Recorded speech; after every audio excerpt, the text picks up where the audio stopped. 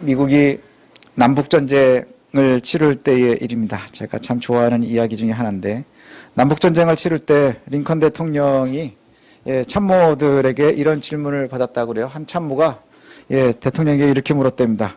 하나님은 북군 편일까요? 남군 편일까요? 이게 굉장히 중요하죠. 북군 편이면 북군이 이길 거고, 남군 편이면 남군이 이길 거고. 그때 이제 링컨 대통령이 이런 대답을 했다고 그러죠. 하나님이 북군 편일지 남군 편일지보다 더 중요한 건 우리가 하나님 편이어야 되는 겁니다. 이렇게 얘기를 했대요. 우리가 하나님 편에 서 있어야 하는 겁니다. 우리의 고민이라고 하는 것이 가만히 보면 항상 하나님은 누구 편일까에 있는 것 같아요. 그래서 하나님께로부터 하나님이 누구 편이고 우리는 하나님께 뭘 받아낼 수 있을까? 여기에 대해서 굉장히 관심이 많은 것 같습니다. 그래서 우리는 항상 복을 받았다 하는 사람들이 굉장히 그 상황에 예민하죠. 그 사람들이 어떻게 신앙생활했는지에 대해서 굉장히 관심을 갖습니다. 그래서 간증 들으면 되게 은혜 받았다고 막 그러죠. 근데 뭐 간증이라는 것이 대체로 패턴이 똑같습니다. 되게 힘들었는데 이렇게 하니까 이렇게 됐습니다. 이게 이제 간증입니다. 그래서 거기에서 사람들이 답을 얻으면 어떤 사람은 어떤 답을 얻느냐? 금식 기도하면 형통합니다. 이런 얘기 많이 들어보셨죠? 11조 빼먹지 마십시오. 봉사 열심히 하십시오. 주일 성수하십시오. 뭐 이렇게 하면 하나님 잘해주실 겁니다.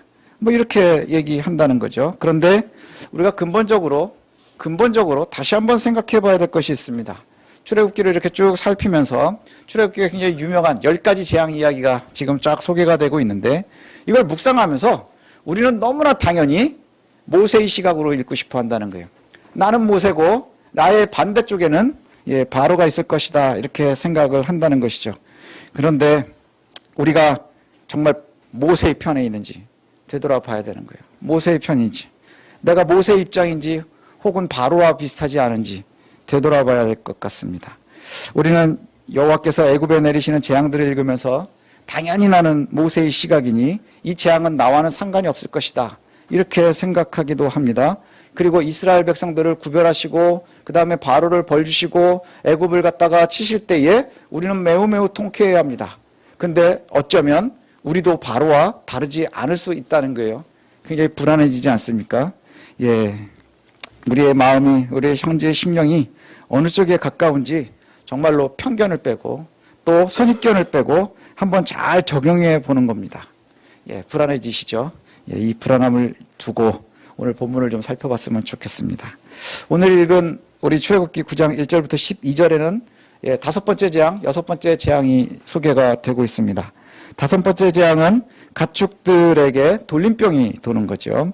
예전에 읽었었던 개역 한글 성경에는 악질, 이렇게 번역이 되어 있는 겁니다.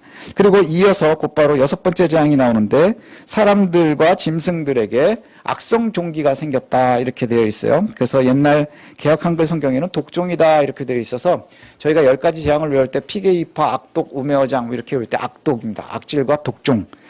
먼저 다섯 번째 가축들에게 생긴 돌림병. 이 돌림병이 돌게 되었습니다. 가축들에게. 가축들이라고 되어 있죠. 농사를 지으면서 풍요를 누리고 있는 애굽에 있어서 정말 중요한 게 뭘까요? 땅하고 가축입니다. 땅하고 가축이 굉장히 중요합니다. 그래서 많은 신들이요, 가축의 모습을 가지고 있었어요. 가축의 형상을 가지고 있는 겁니다. 그래서 하토르라고 하는 신이 있는데 이 애굽에 있는 모든 신들의 어머니랍니다. 모든 신들의 어머니인데 이 하토르는 암소의 형상을 가지고 있습니다. 그 다음에 또 그 고대에는 풍요로운 것 중에 하나가 뭐냐면 다산이죠. 다산이 풍요의 상징인데 이 다산의 신 푸타도 황소의 형상을 가지고 있습니다. 그런데 성경은 우리가 한번 잘 생각을 해봐야 되는 게, 풍성하고 은혜롭고 그래서 이것을 갖다가 신의 형상으로 만들어 놓은 것이 애굽의 문화라고 하면 성경은 뭐라고 얘기하느냐? 성경은 가축들은 황소고 암소고 다 뭐냐? 그러면 하나님께서 창조하실 때 인간에게 다스리고 누리라고 주신 거예요. 인간에게 다스려라, 그리고 누려라, 그렇게 주신 거라는 거죠. 창세기 1장 26절을 제가 읽어드리면, 하나님이 이르시되 우리의 형상을 따라 우리의 모양대로 우리가 사람을 만들었어요. 그리고 그들이 바다의 물고기와 하늘의 새와 그 다음에 가축과 온 땅과 온 땅에 기는 모든 것을 다스리게 하자, 이렇게 말씀하신다는 거예요. 하나님의 형상을 가지고 만들어진 사람들에게 가축은 어떤 대상이에요? 우리가 잘 다스려야 될 대상이라는 거예요. 다스려야 될 대상. 다스린다고 하는 것은 어떤 의미를 갖느냐? 그럼 좋은 다스림과 나쁜 다스림이 늘 있는데, 나쁜 다스림은 뭐냐? 군림하고 파괴하고 괴롭히는 겁니다. 지금 인간들이 지구에게 하고 있는 일이 아마 나쁜 다스림일지도 모르겠습니다. 죄의 흔적이죠. 하나님께서 세상을 창조하시고 우리에게 다스려라 그랬는데 그것은 군림하고 자꾸 망가뜨리는 겁니다. 좋은 다스림은 뭘까요? 사랑하고 섬기고 관리하고 보호하는 겁니다. 예. 그래서 우리가 함께 누리는 것이죠. 하나님께서 다스리라고 주신 그 가축을 잘 관리하고 그리고 누려야 되는 게 사실은 대상이지. 그렇죠? 그런데 하나님께서 다스리라고 주신 이 가축이 어디에 가 있는 거냐? 그러면 오히려 섬김의 대상에 가 있는 거예요. 섬김의 대상이 돼 있는 거예요. 가축을 우리에게 주셨어요. 그럼 우리가 이 가축들을 잘 다스리는 거죠. 다스리는 게 뭡니까? 사랑으로 키우고 잘해서 이 아이들로부터 우리가 좋은 것을 받는 겁니다. 예, 그런 것이 오히려 중요한 것입니다. 그런데 섬김의 대상이 됐다 하는 것은 뭐냐 하면 이제 그것이 신의 자리에 들어가고 우상의 자리에 들어가는 거예요. 복을 주셨는데 하나님께서 우리에게 무엇인가를 주셨는데 그 주신 것을 갖다가 잘 받아서 누리지 못하고 오히려 그것들을 갖다가 다 너무 귀히 여겨서 우상의 자리에다가 올려놨더라 하는 거예요. 신격화 시켜놨더라 하는 것이죠. 초대 우리가 모세의 입장이 아니라 바로의 입장에서 두려움으로 한번 읽어봤으면 좋겠다 하는 부분이 바로 이겁니다. 다섯 번째 재앙이 하나님께서 다스리라고 주신, 누리라고 주신 이 복을 잘 누리지 못하고 오히려 섬기면서 우상의 자리에 서 있게 되는 거예요. 우상으로 만들어버린다. 그러면 어떤 결과가 나오느냐? 여호와께서 다시 다 뺏어가 버리신다는 거예요. 여호와께서 다시 다 뺏어가 버린다. 이것이 바로 다섯 번째 재앙이 주는 교훈입니다. 우리가 농경사회를 살지 않으니까 가축을 가지고 있지 않죠. 예, 가축은 없습니다. 그죠? 소 기르시는 분? 예, 양 기르시는 분? 없죠. 예. 아마 소똥 버리느라고 여러분 버는 돈 다 써야 될지도 모르고요. 힘듭니다. 우리가 농경사회를 살지 않으니까, 예, 우리는 가축이 없지만, 그럼에도 불구하고 우리는 여전히 우리가 다스려야 되고, 누려야 될 것들이 있습니다. 하나님 주셔서 우리가 다스려야 되고, 누려야 될 것들이 있어요. 그게 여러분들에게 어떤 것들이 있습니까? 여러분들 옆에 있는 가족, 그죠? 자녀, 돈, 명예, 건강, 이런 거 우리에게 주셨어요. 그래서 이걸 갖다가 우리가 어떻게 해야 됩니까? 다스려야 되는 거예요.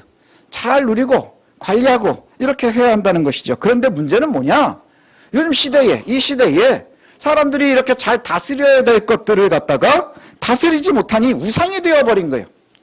우상이 되어버렸다. 이게 뭡니까?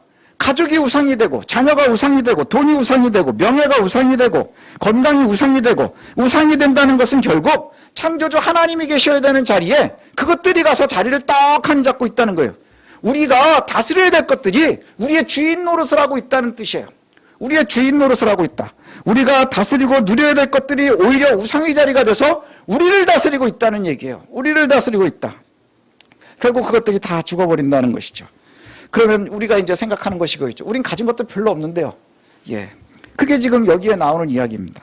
근데 이스라엘의 사람의 것들은 죽지 않았다. 이렇게 오늘 얘기를 합니다. 이스라엘 것들은 죽지 않았답니다. 이 상황의 의미가 뭘까요? 한번 여러분들이 상상을 해보십시오. 이스라엘을 구별한다 하는 것, 예, 하나님의 백성들이 살아가는 곳입니다. 그 고센 땅에 있는 가축들은 하나도 죽지 않았대요. 근데 전제가 되게 웃기지 않습니까? 예, 이스라엘 백성들은 지금 신분이 뭐예요? 애굽의 노예입니다. 노예들이 가지고 있는 가축은요, 걔들도 신분이 노예예요. 그렇지 않겠어요? 예, 딱히 가지고 있는 것도 별로 없고, 그 다음에 걔네들도 뭐 애굽 것들에 비하면 영양 상태도 별로일 거고, 뭐 쥐뿔도 없을 거 아니겠습니까? 쥐뿔도 없는데 하나님께서 거기에 있는 가축들은 구별하셨다는 거예요. 거기에 있는 가축들은 구별하셨대요. 예, 애굽에 있는 가축들은 다 죽었고, 이스라엘에 있는 것들은, 예, 고센에 있는 것들은 다 하나님께서 죽지 않도록 하셨다는 것이죠. 보기 좋고 풍요로운 애굽의 것들은 다 걷어가셨지만 보잘것없고 초라한 이스라엘의 것들은 여전히 살아서 이스라엘이 다스리고 있다는 거예요. 여러분, 우리가 다스리고 누려야 되는 것들, 예, 너무나 소중히 여겨서 하나님의 자리에 올리는 어리석음에서 벗어나셨으면 좋겠습니다. 우리가 요즘에 제일 조심해야 되는 게 바로 그거예요. 내가 너무 소중해지니까 그 소중함이 도를 넘으면서 결국에는 어디까지 가는 거예요? 하나님의 자리에. 우리를 다스리는 자리에 있는 거예요. 예. 돈은 우리가 잘 다스려야 되는 것이지 돈이 우리를 다스리게 하면 안 됩니다.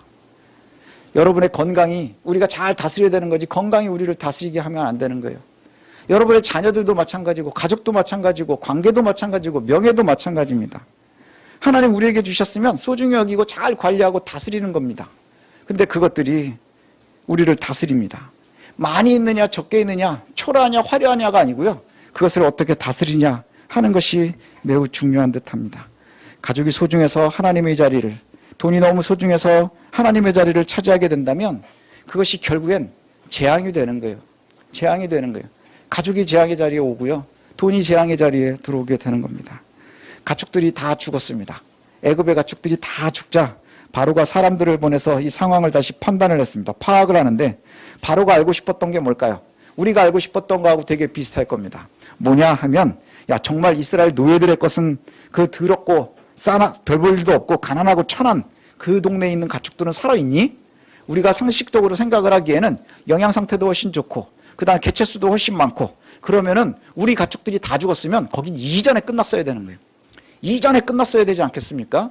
예, 우리들도 상대적으로 한번 생각해 보세요.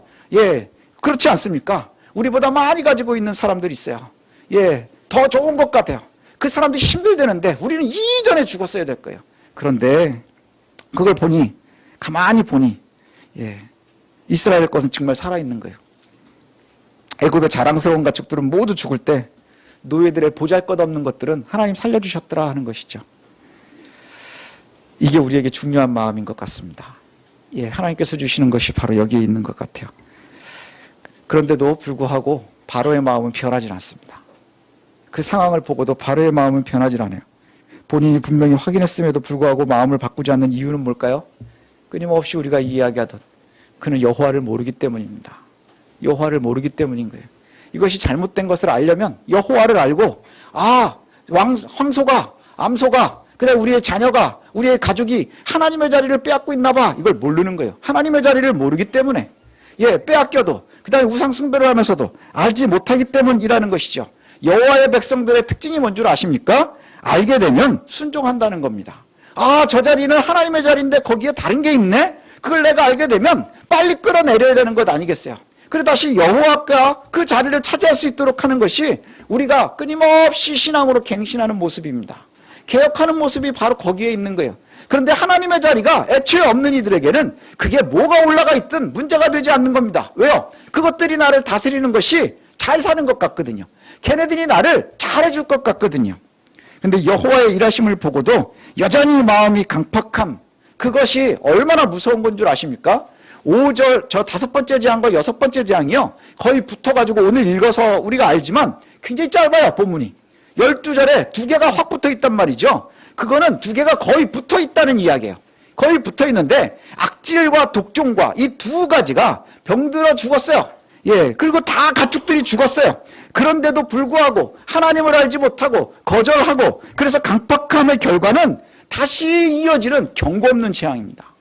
하나님께서 미리 경고들을 하세요. 내일 이렇게 될 거야. 그 다음에 뭐 이렇게 될 거야. 이렇게 될 거야. 앞에 계속 말씀하셨거든요.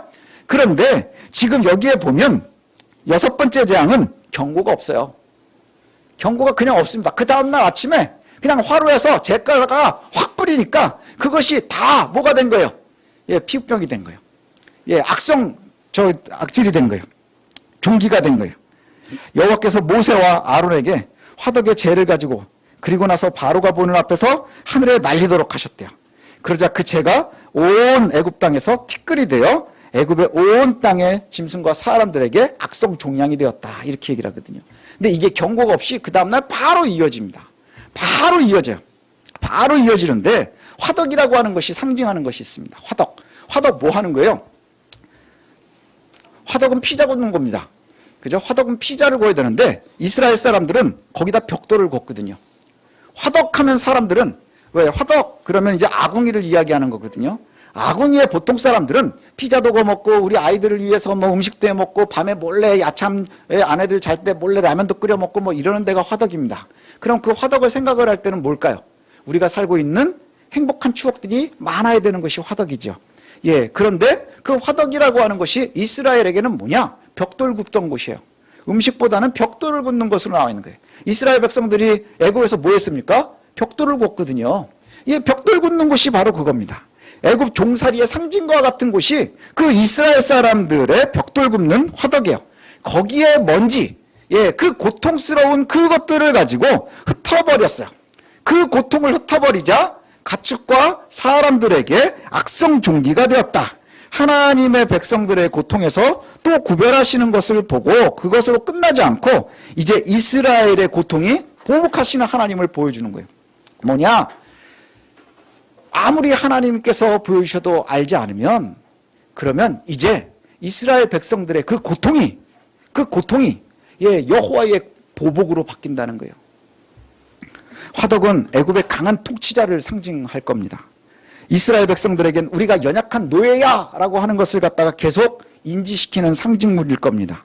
우리가 살아가는데 지금도 여전히 여호와보다 하나님보다 우월한 돈, 명예, 권력 등으로 우리가 믿음을 억압하고 또 압제하려고 하는 것들이 있을 거예요. 영적인 화덕들이 우리에게 있다는 거예요.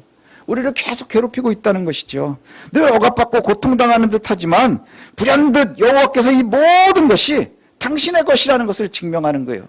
그 고통이 여호와의 힘이 그곳에서 나올 거라고 누가 상상이나 하겠어요? 우리를 압제하는 애굽의 상징이 바로 그 화덕인데 그것을 통해서 하나님께서 애굽을 괴롭히시는 거예요. 애굽을 벌 주시는 거예요. 이 6번째 재앙이 정말 무서운 게 뭔 줄 아십니까? 이제 드디어 생명을 걷어가기 시작하시는 거예요. 생명을 걷어가기 시작합니다. 그 이전엔 그냥 보여주는 거예요. 보여주고 괴로운 거예요. 그죠? 나일강이 피로 변했대요. 그래서 먹을 물이 별로 없었대. 고통 겁나게 했겠죠. 개구리가 겁나게 올라왔대요. 얼마나 살기 힘들었겠어요. 그래도 죽지는 않아요. 냄새나고 더럽고 힘들지만 목마르지만 죽지는 않았어요. 근데 이제 6번째 재앙에서 사람들이 죽어나가기 시작을 합니다. 6번째 재앙이 애굽에 임하자 이전까지 여호와의 이적은 아주 작은 재주로 흉내내던 그 사람들이요 나타나지를 못하는 거예요. 나타나지를 못해요. 단순한 이미지가 아니라 이제 생명의 문제가 되기 시작을 하는 거예요. 사람들이 다치기 시작을 하는 거예요. 오늘 가축의 돌림병과 화덕의 먼지, 이것이 악성 종기가 되는데 그것의 특징이 뭐냐? 하나님의 승리라는 거예요. 하나님의 승리. 혹시 나는 바로처럼 여호와 앞에 서 있지 않습니까? 바로처럼 서 있지 않습니까? 그냥 우리는 무의식 중에 나는 모세처럼 서 있을 거야 라고 생각하고 있지 않습니까? 그런데 애굽과 같이 바로와 같이 내가 정말 여호와의 다스림을 받고 있는지 아니면 여호와께서 우리에게 다스리라고 주신 그것들의 다스림을 받고 있는지 되돌아봤으면 좋겠습니다.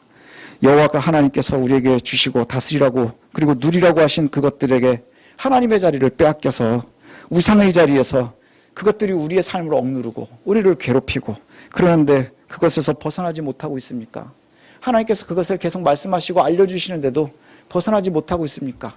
그럼 소리 없는 재앙이 바로 임하는 거예요. 그것이 뭐냐? 그러면 결국 화덕의 고통이라는 것이죠. 여러분, 우리가 귀하고 중요한 것은 우상숭배의 자리에 올리지 마십시오. 정말 중요하다고 여기시는 것 우상숭배의 자리에 올리지 마십시오. 또 세상이 우리를 겁박하는 화덕의 공포에서도 벗어나십시오. 우리를 억누르는 화덕은 여호와께서 경고 없이 갑자기 삶과 죽음으로 구별하실 겁니다. 삶과 죽음으로 구별하실 거예요. 예수님께서도 그런 말씀을 하시거든요. 예수님께서 십자가를 감당하시려고 예루살렘에 올라가셨습니다. 가셔서 성전을 보시면서 그 당시 이스라엘의 예수님 당시의 성전은 여호와를 만나는 곳이 아니라 사람들이 제일 좋아하는 것들이 모여있는 종합 선물 세트 같은 곳이었어요. 거기에 권력도 있고 돈도 있고 사람들을 위한 모든 것들이 다 있었습니다. 그런데 거기를 보시면서 주님께서 이런 말씀을 하세요. 마태복음 24장 5절부터 13절을 제가 읽어드리면 많은 사람이 내 이름으로 와서 이르되 나는 그리스도라 하여 많은 사람을 미혹하리라. 난리와 난리 소문이 듣겠으나 너희는 삼가 두려워하지 말라. 이런 일이 있어야 하되 아직 끝은 아니니라. 민족이 민족을 나라가 나라를 대적하여 일어나겠고 곳곳에 기근과 지진이 있으리니 이 모든 것은 재난의 시작이니라. 그때 사람들이 너희를 환난에 넘겨주겠으며 너희를 죽이리니 너희가 내 이름 때문에 모든 민족에게 미움을 받으리라. 그때 많은 사람이 실족하게 되어 서로 잡아주고 서로 미워하겠으며 거짓 선지자가 많이 일어나 많은 사람을 미혹하겠으며 불법이 성함으로 많은 사람의 사랑이 식어지리라. 그러나 끝까지 견디는 자는 구원을 얻으리라. 그러나 끝까지 견디는 자는 구원을 얻으리라. 6절에 보니 난리의 소문이 있겠지만 너희는 삼가 두려워하지 말라 이렇게 얘기를 해요. 난리의 소문들의 두려움이 뭘까요? 요즘에 제일 두려운 게 뭡니까? 뭐 경기 침체가 오니 어쩌니 막 그러잖아요. 물가가 얼마가 오르니. 그래서 돈이 우리에게 제일 무서울지 모르겠습니다. 돈의 난리의 소문들이 들으면 그것을 갖다가 우리가 두려워하지 말라는 거예요. 예, 두려워하지 말라. 왜 그럴까요? 하나님이 우리에게 주시라고 한 거지 그게 우리를 다스리지 못한다는 것이죠. 예, 9절에 보니 너희가 내 이름 때문에 모든 민족에게 미움을 받으리라. 예, 하나님의 백성답게 살으려고 하면 되게 미움받을 겁니다. 그러나 12절에 보니 불법이 성함으로 많은 사람의 사랑이 식어지리라. 불법이 성하기 때문에 세상은 그와 같을 거예요. 애국과 같고 애굽의 바로와 같은. 그래서 많은 사람들의 사랑이 식어갈 겁니다. 그러나 13절에 보니 그러나 끝까지 견디는 자가 구원에 있을 것이라. 끝까지 견디는 자가 구원에 있을 것이라. 난리와 난리의 소문이 우리를 두려워하게 합니다. 예수님 믿는다 하는 것 쉽지 않은 시대죠. 하나님의 창조 질서 안에서 살아갈 때 세상의 미움을 받을 수 있습니다. 예, 따돌림 받을 수도 있습니다. 그것이 참 견디기 쉽지 않은 공포일 수 있습니다. 그래서 성도 여러분이 여호와를 만날 때 또 예수님을 만날 때 이건 힘이 없는 거야 이렇게 생각할 수 있어요. 예수 믿는 게 무슨 힘이 되겠습니까? 여호와가 지금 21세기에 무슨 힘을 보여줄 수 있겠습니까? 힘이 보이지 않으니 점점 식어가는 겁니다. 그러나 여호와 하나님은 지금도 변함이 없으세요. 지금도 변함이 없고 우리의 삶에 직접 관여하고 계시는 분입니다. 우리를 창조하시고 우리와 함께 하시고 여전히 우리를 돌보시는 분입니다. 그분이 주신 다스림의 대상을 우리가 어리석어서 우상의 자리에 올려놓고 섬기지 마시기 바랍니다. 섬기지 마십시오. 화로의 재에서 건지시는 여호와께서 우리를 죽음에서도 구별하실 거고요. 그리고 구원하시는 분임을 여러분이 잊지 마시기를 바랍니다. 하나님께서 왜 우리를 위해서 일하지 않나요? 내 편이 맞나요? 의심하기보다는 먼저 내가 정말로 여호와를 여호와의 자리에 두고 있는지 아니면 우상들을 섬기고 있지 않은지 내가 정말 여호와의 편에 서 있는지 한번 고민해보는 시간 되었으면 좋겠습니다. 그리고 바로의 편견이 아닌 여호와의 편에 서는 저와 여러분들이 되었으면 좋겠습니다. 생명과 구원이 여러분에게 허락되어 있기 때문입니다. 예수 믿어 구원받는다고 하는 것이 바로 이겁니다. 예, 너무너무 초라해 보이는 이스라엘의 가축들을 여호와께서 구별하셨어요. 거기에 생명이 있는 겁니다. 가축들, 그 화려한 가축들이 다 멸망할 때에도 정말 초라하고 별 볼 일 없는 이스라엘의 가축은 하나님께서 지키시더라 하는 거예요. 왜 그럴까요? 그것들은 우상이 아니고 여호와의 주신 복이기 때문입니다.